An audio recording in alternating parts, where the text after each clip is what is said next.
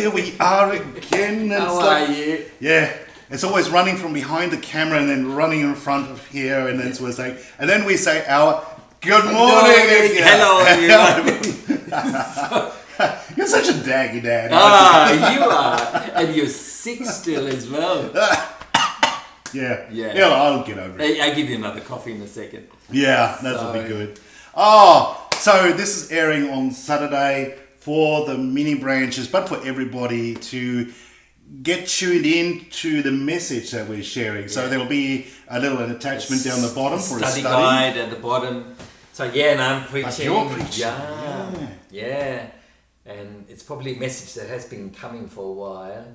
You know, you're reading newspapers and you're processing everything and you're listening to everyone and so I probably have a bit of a message on my heart, and it's how shall I put it? I think one big trigger was I'm reading all the headlines of all the charismatic magazines, and they had this big failure last year of COVID-19. No one saw it. No. Not really. And then the big prophecies, dozens of them. The movement prophesying Trump will be re-elected, Trump will do this, and and we take the culture and we go forward and be revival time for a while, and then of course it came to nothing. And and instead of pausing and processing and thinking about what happened, the articles, the prophecies for 21, they continue like nothing happened. So going to be the year of blessing, the year of the triple anointing, the year of charting heaven, the years of how to activate the angel armies for you, and we're charging ahead, and I think I probably feel like we're living in La La Land. It's not reality. It's not reality. So the message that you're being stirred to actually talk about is what is reality really for the church? Yeah. In a nutshell, it's like all these messages still seem to assume that we're taking the culture, we're taking the nation. Christianity is just like, wow, the revival is everyone's going to be Christian.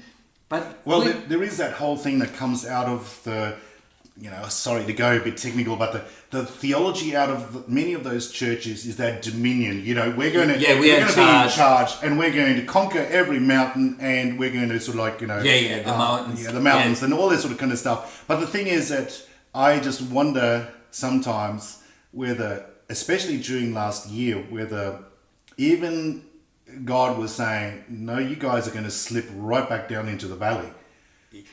I mean, last year brought it to a head. I think, but the trends have been there for 100 years. 100 years ago, almost 100% of all Australians self-identified as Christians at the census. Yes. So 100 years later, it's about 52% or something like that. It's less. 30% say they're nuns, no religion. For the last 30 years or 50 years, every significant moral issue in society, Christians lost the position. Like whether it was, censorship, in movies, whether it was no-fault divorce, whether it was abortion, euthanasia now, same-sex marriage. Yep. All of that. Every issue. And, the Christians, we may have lost a battle here and now, but we've lost the war. And right now, not only that, now the Christians are a minority, but not only minority, they are an embattled minority. That's a new reality for us. That's a new reality for us, and I'm probably, giving a bit of evidence on Sunday, but religious freedom is not protected by law in Australia. And all these anti-discrimination laws, they seem to trump religious freedom now. In Canberra, at the ACT, if you're a Christian school cannot really teach sex and marriage according to the Bible, because according to the chief minister at the time, it doesn't comply with community expectations. And they spell it out crystal clear. This may impinge on the rights of a parent to raise their children according to their faith, but, so be it.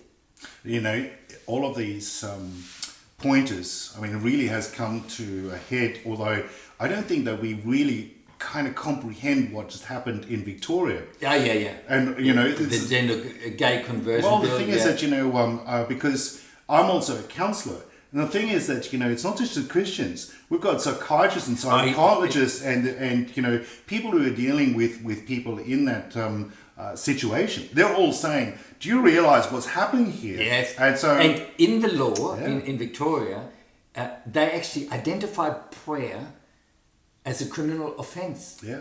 If you pray a certain way for LGBTIQ person, you may be liable of a criminal offence. And the penalties, did you see the penalties? Up to 10 years in prison. Yeah. Up to 10 years in prison. Just to pray for someone. Now, this is just, it's just mind-boggling in terms of, it's just unbelievable. Yeah. But the thing is that, it's like, how is prayer so severe in terms of, deserving 10 years? Even just law courts, forget about that. But this shows you where the church really is. It's not a church culture anymore. And the culture is not just neutral to the church. No. It's now, as you said, the church is embattled. And what does it mean to be a Christian in a culture that is no longer either with you or even for you? No, it's against you. I mean, just see what abuse Margaret Court copped for, and she's not really saying anything anymore, but like, man. All she did was hold what years ago was just normal common sense and the norm. Now her Christian views, and it's so, man. But that's actually not my point in the sermon. What is the point? Well, the point is, if you know what's happening, I feel like my message is to the church. I feel like shaking the church. You gotta wake up. Yeah. Because all the people that I know, they still seem to float in and out of church, and they say, I'm not into organized religion, or I'm better at home, I don't need the church. It's the majority of Christians in Toowoomba don't go to church. Like, to me, in an environment where the culture becomes hostile to the Christian faith, is strategic folly. You need the church. We need community. We need community to encourage one another. When pressure comes on us, we need the support of one another, and we need to come together and form an alternative to the current culture that are there that is hostile to the Christian faith. I mean, where do you raise our kids? Where do we actually live and celebrate and have conversation? And you need community to live, and if the culture out there is hostile, you need the church. Edgar, I think this saying actually comes all the way back from Roman, military strategy, is divide and conquer. Yeah. And what we've now had in many, many decades is this individualism that I'm okay, God and me, and I don't care about anybody else. Well, again, when we're talking about basically a church culture, you can sort of maneuver that through. Yes. But now what you're talking about, it can no longer function for a person to be individual in their faith. You need to have a network of support and encouragement and feeding into your heart and soul. Or you fall away. Because let's say maybe 50 years ago it was possible, or maybe 30 years ago. Basically, the culture was predominantly Christian. Had the same values maybe in and out of the church. You could have a decent life outside the church. So it's easy to float in and out. And people float out the church thinking that the institution will continue forever, no matter whether I attend or not. Church is always there. Yeah, the church is always there. We're just checking on Christmas and Easter. But the thing in Toowoomba now, they're not always there. They're closing down. They're closing down one after the other. And even those churches that 20 years ago, they were big, they got less than 100 there. Yeah. So it's tragic. Yes, but it's a different reality. I don't think that God is worried, because in the Bible the church was in the minority, but the church was powerful. So it actually is about, again, about the influence and about the impact. Yes. There were some studies done in terms of why is it that on the political agenda, for instance, say, currently the trend is very much with the left, and the thing is that the research is actually showing it's not about numbers, it's about influence. Hey, it's about influence. And the thing is that if you've got the ear to influence, you have the masses of the crowds, right? Yeah. So, but the thing is that I think maybe what God is doing is, you said about sifting and sorting. In the Bible, it talks about dividing sheep and goats. Yes. I heard someone once say, and I'm not a shepherd, so I don't know. But I heard this idea once that from a distance, you can't actually tell the difference between sheep and goat. Yes. Oh, yeah. But the shepherd, actually, when he's close, you can see, oh, well, that's a goat and that's a sheep. Yeah, and so if the shepherd is now coming and sort of saying, look, I'm doing some shifting and sorting and, and if we are coming to that period of time now with that message to the church, he's saying, well, who are the sheep? Yes. Who listen to my voice? Yes. Yes. So there's the sifting happening. But I'm so on about the vision. I don't see it as negative. I'm actually a little bit excited about it. Because people at the moment, they look at the church, they don't really see anything. Because we're not that different. But in the Bible, one of the earliest names for the church in the book of Acts is the way. You know, a number of the way. And so a different way of life, the way of Jesus Christ. So these were people of the way, and everyone knew they were different. You know, they used that label to put on them. They belong to the way. And can you imagine what can be if the church becomes again the way? Do you know, it's interesting because I can imagine that those guys would have had conversations with the pagans around them.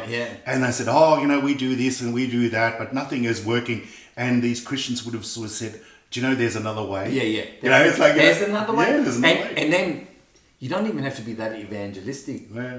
You are evangelistic because you stand out. You stand. Well, you copied it a little bit for standing out. Persecution comes a bit there, but in a positive sense, you're living something positive.